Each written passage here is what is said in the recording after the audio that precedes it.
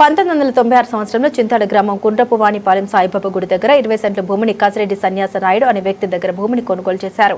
అనంతరం కాలంలో ఆరోగ్య పరిస్థితి రీత్యా కొనుగోలు చేసిన భూమి దగ్గరికి వెళ్లలేని పరిస్థితి ఏర్పడింది. 20 సెంట్ల భూమిలో షెడ్ నిర్మించుందని సమాచారం అందగా అక్కడికి చేరుకుని ఆరా తీయగా కన్నూరి సూర్యనారాయణ వ్యక్తి నా యొక్క భూమిని కబ్జా చేశారని గుర్తించి స్థానిక ఎమ్మెల్యేని సంప్రదించగా ఫలితం లేకపోవడంతో బాధితులు ప్రతి సోమవారం జరిగే పీజీఆర్ఎస్లో కలెక్టర్కి విన్నవించారు.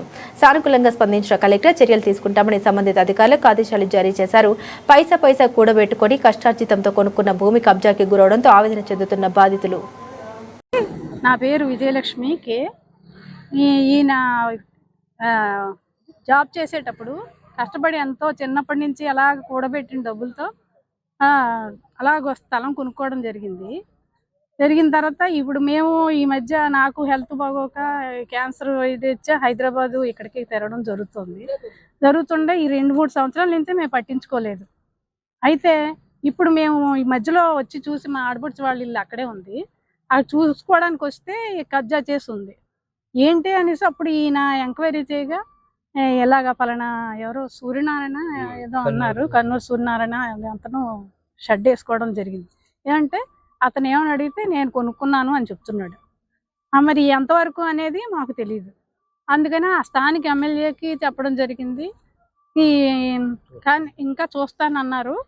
కానీ మీకు కూడా చెప్తున్నాము, మీరు కలెక్టర్ గారికి కూడా విన్నపం సమర్పించాము.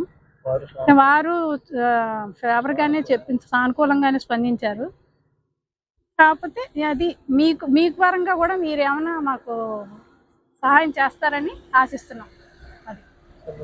నేను అనగా కాకి వెంకటేశ్వరరావు సన్నా పప్పారావు లేటు అయినటువంటి నేను 1996 సంవత్సరంలో మన ఈ కింతాడ గ్రామం కోండ్రపు వానిపాలెం దగ్గర సాయిబాబా గుడి దగ్గరలో 20 సెంట్ల భూమి కసిరెడ్డి సన్యాసి నాయుడు గారి వద్ద నుంచి కొనుగోలు చేయడం జరిగింది. దాని డాక్యుమెంట్స్ పక్కా డాక్యుమెంట్స్తో నాకు పక్కా డాక్యుమెంట్స్ ఉన్నాయి. అయితే ఈ మధ్యకాలంలో నేను ఆ సైట్ దగ్గరికి వెళ్ళగా అక్కడ ఆ ప్లేస్లో షెడ్డు నిర్మితమై ఉంది. అది ఎంక్వైరీ చేయగా అక్కడ కన్నూరి సూర్యనారాయణ అనే కేఎస్ఎన్ అనే వ్యక్తి కబ్జా చేసినట్లు గుర్తించడం జరిగింది. ఆ నిమిత్తం మేము ఈరోజు ఈ కలెక్టర్ వారి సముదాయంలో వాళ్ళకి వినతి పత్రం సమర్పించినందుకు వచ్చి వారికి విన్నవించుకున్నాం. వారు సానుకూలంగా చూసి పరిశీలించి మీకు న్యాయం అది కూడా ఇది అన్ని ఇచ్చారు. వాళ్ళు న్యాయం మీకు చేకూరుస్తామని చెప్పడం జరిగింది. ముందు లోకల్ స్థానిక ఎమ్మెల్యేని అదే పోలీసులు అది వారిని ఎవరిని కూడా సంప్రదించలేదు సార్. డైరెక్ట్ అంటే మన ఎమ్మెల్యే గారిని కూడా కలవడం జరిగింది. ఎమ్మెల్యే గారికి కూడా వానికి వినతి పత్రం ఇవ్వడం జరిగింది. అది మరి అక్కడ వారిని ఎవరిని కూడా ఇంక సంప్రదించాలి. ఎప్పుడైతే మాకు ఈ విషయం తెలిసిందో మేము డైరెక్ట్గా అంటే సదస్సు కూడా దగ్గర సూర్య గారిని అడిగితేనేమో ఇది నేను కొనుక్కున్నాను, మీ ఇష్టం వచ్చిన వాళ్ళతో చెప్పుకోండి అనేసి నేను రాజకీయ నాయకుడు అని చెప్పడం జరిగింది.